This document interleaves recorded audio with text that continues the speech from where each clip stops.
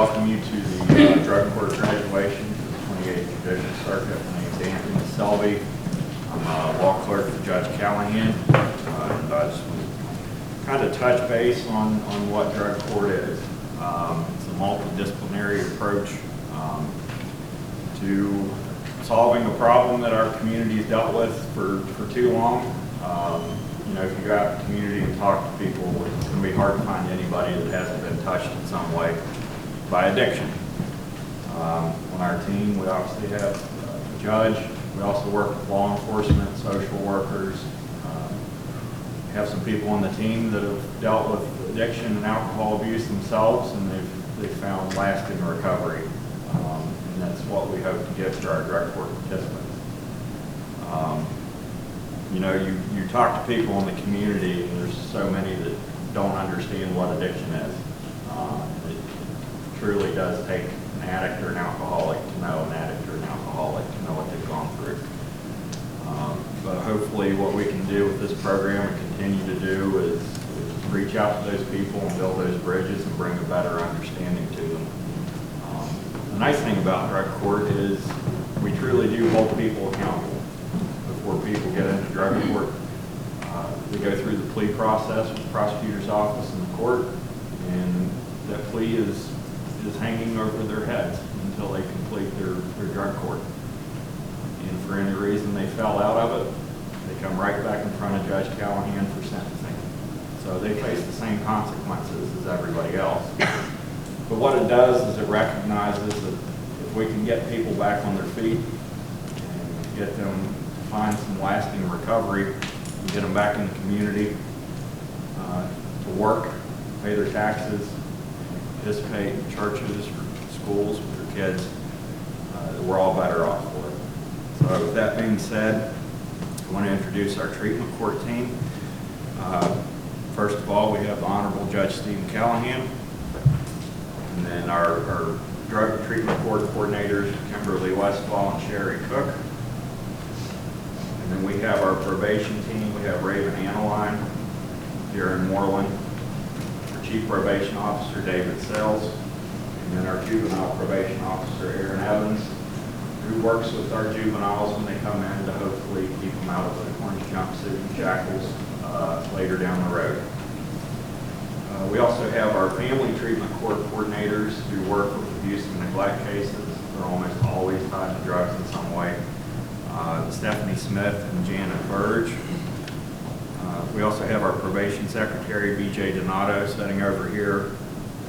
We have our judicial assistant, Vanessa Brooks. She's back in the office working. We have the director of the Day Report Center, Gary Gerald. We have Megan Griffin. Is Megan here? Yep, Megan's here. She's our peer recovery support specialist. And then in the back of the room, we have our Chief Prosecutor, Paul Williams, and Assistant Prosecutor, Mike Cox.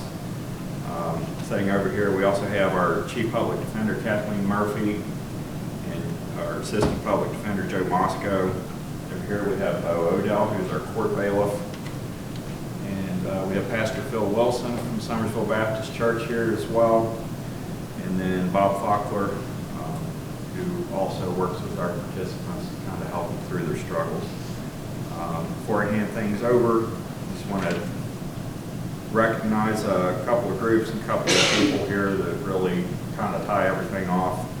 I want to thank Recovery Ridge, Sozo, St. Joseph's, and the DRC for allowing our participants to come in and get that first step started off so they can kind of clear their heads and hopefully launch into some lasting sobriety.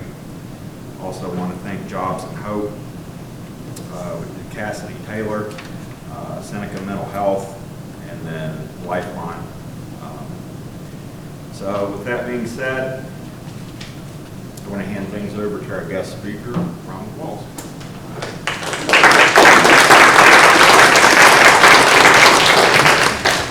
Hello guys, my name is Ron Walls and I'm a recovering addict. I want to start by saying that it's an honor to be here and I'm very proud of all the graduates and participants that are moving along in the program. I'm a recent graduate from the program and will be forever grateful for the relationships I've built while I was in here. I'll start by telling you a little bit about myself. I grew up in Clay County, and we lived in the same spot for years as a kid. My parents were married for 20 plus years, and they're not to blame in any way at all for my addiction.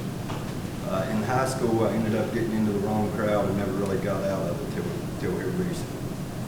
I had my first kid when I turned 21. My son should have been enough to make me pull my head out of my hind end, but I just kept doing what I was doing. Like we all did, I thought I was a functioning addict for the first several years of my addiction. I would keep a full-time job and stay high the whole time. I was never able to get ahead. In 2017, I moved to Summersville here and was selling cars for Mid-State Ford. The Central West Virginia Drug Task Force kicked my door in on June 6th and took me straight to jail. I stayed for a couple weeks and bombed it out and continued down the wrong path until May of 2021, where I was arrested again and taken to Central Regional Jail on an outstanding warrant out of Nicholas County from 2017. I was facing 6 felony drug charges, 4 delivery charges, and 2 possession with intent to deliver charges. It really felt like my life was over. I stayed in jail for a few months and then was presented with a plea deal that I really couldn't refuse. It was my only option to get out of jail, and that was my main concern at the time. I was to plead guilty to 2 of the felonies, and the other 4 would be dismissed, and I'd be entered into the adult drug court program. After completing the drug court program, all of my charges were going to be dismissed. I really wasn't sure how I was going to stay clean for 18 months to finish the program, but it was my only ticket out of jail, and I was ready to try. I started drug court in August of 2021, and I rode the MTA bus from Clay County 5 days a week for the first 4 months of the program. And thanks to the help of the drug court team, my youngest daughter, Lily, came back into my life out of nowhere. I was granted custody of her right around the time I hit phase 2. I also had a few issues where I was staying and had to get out of there before I went back to jail. I got into it with the person I was staying with, and now I had a little girl to worry about too. I felt helpless and had nowhere to go, but the good Lord put the right people in my life at the right time. I called Kim and Sherry and told them my situation, and they told me to get out of there. They would do what they could to help me. I really didn't know what I was going to do, but the next day they introduced me to Andrea Cook, and she went out of her way to help us immediately. They gave me and my little girl an apartment to stay in free of charge, but it did have some strict rules. I made it through 6 months as SOZO and graduated from their step-up program. I have now found an apartment for me and my family, and we moved in about 8 months ago. Me, Lily, and Lily's mother are all trying to start our family over. I've been employed at King Coal Crew in Summersville since April of 22, and I've been doing amazing overall. I haven't missed a day's work since I started, and I've sold over 250 cars. A couple years ago, I never would have thought I'd be where I'm at today. I can never thank the drug court team enough for everything they've done. Appreciate and love you guys.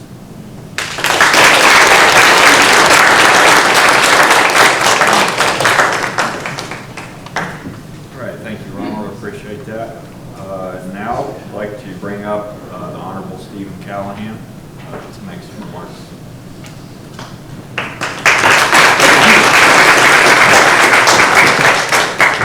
First, I want to thank Ron for being here and agreeing to say a few words there.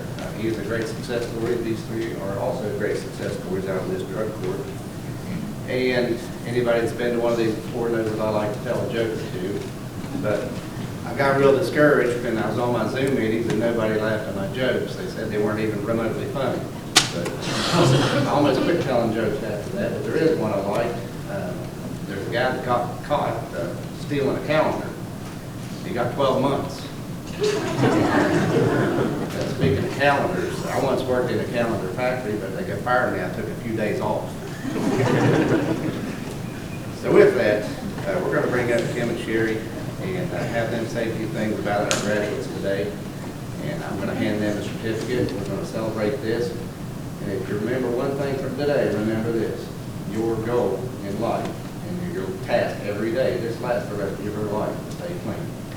You can't get 3 to 5 years down the road and think you're okay. This is a lifelong task. You've made it this far, you have the skills to do it now. So I wish everything the best for you, and you can do it, and prove that you can do it. But remember, it is a lifelong task. So come and share.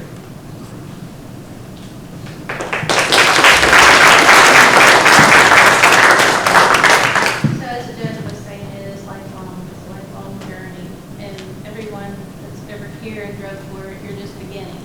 And at some point, you're gonna be right here with Travis, Joe, and Jacob. You know, they earned their way here, they achieved their goal. And it's lifelong, like, you cannot stop here. You have to keep going, every day, you have to keep that structure. Through this whole process, and what you all are doing now, you know, you're coming to the DRC, you have evidence-based classes that you've completed, you had your therapy. You have to keep that structure. Out of time gets you in trouble, we know that. You all have gained so much back in your life. Every one of you have your own home. You have jobs, good jobs. You have people that believe in you, and you have a support team that is still here. We're not going anywhere. So, with that being said, Jerry Travis Burns.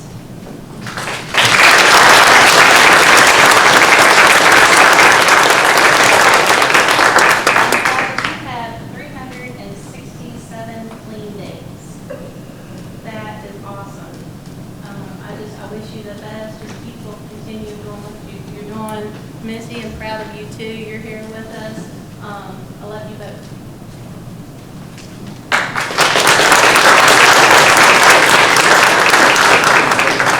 Right here.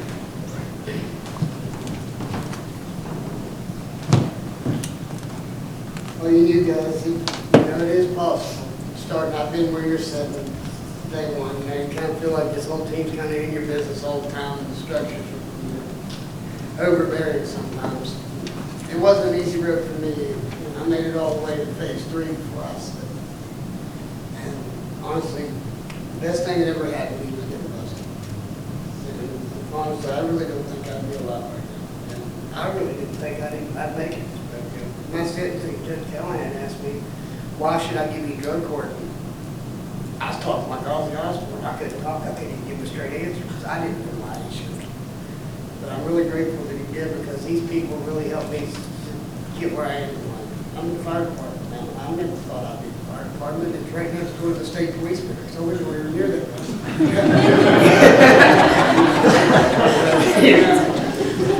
These people can really help you.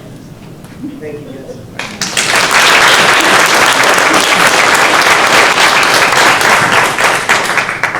We got Jacob Lanier Beavers.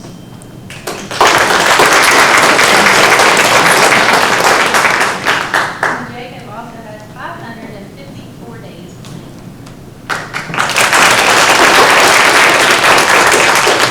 A long way, and just, at first I was wondering, but, you know, I am not surprised, because once you started doing what you were supposed to be doing, like, it's kind of easy for you. Just let it continue to be that.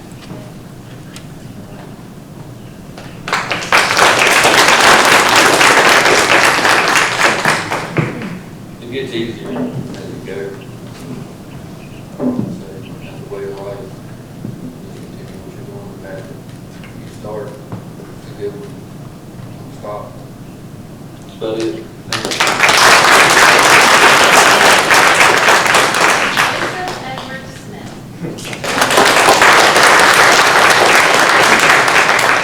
And Joe has 473 clean days.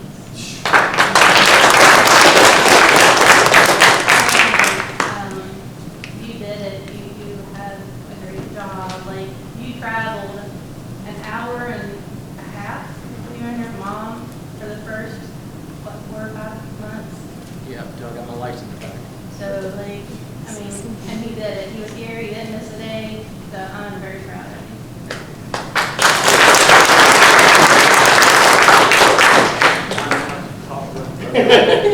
Just listen and do what they tell you. You can do it. I've done it. You guys can do it. I want to thank all you guys. Thank you. And just to say, we have these fellows here, 71 total graduates for him experience from other counties. And we also have 42 active participants that are here, and again, not counting those who are in rehabs. So everybody just put your best foot forward, keep pushing, and we'll be right here.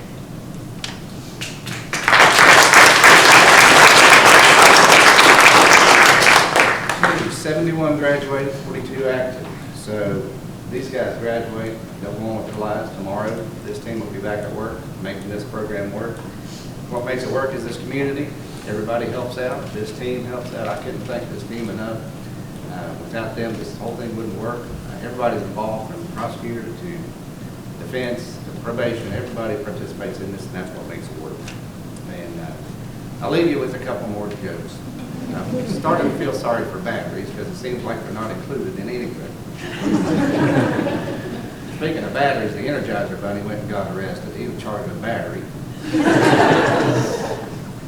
And one time I took all my wristwatches and I made a belt out of it. Boy, was that a waste of time. But I want to congratulate our graduates again, and I want to encourage our participants who are here with us today that hopefully you can make it through this sometime. It can happen. This does work. Drug court does work. This is proof of it. I want to thank everybody for being here. I want to thank the team again. And we do have lunch down at the DRC. If everybody would like to join us, that would be great. And Sherry, do you have anything else? Yes, sir. Anybody on the team have anything else? I always say that at the end of our team meeting. Does anybody on the team have anything else? Usually the only person that stands up is Stephanie. Okay, please join us for lunch down at the DRC and we are adjourned.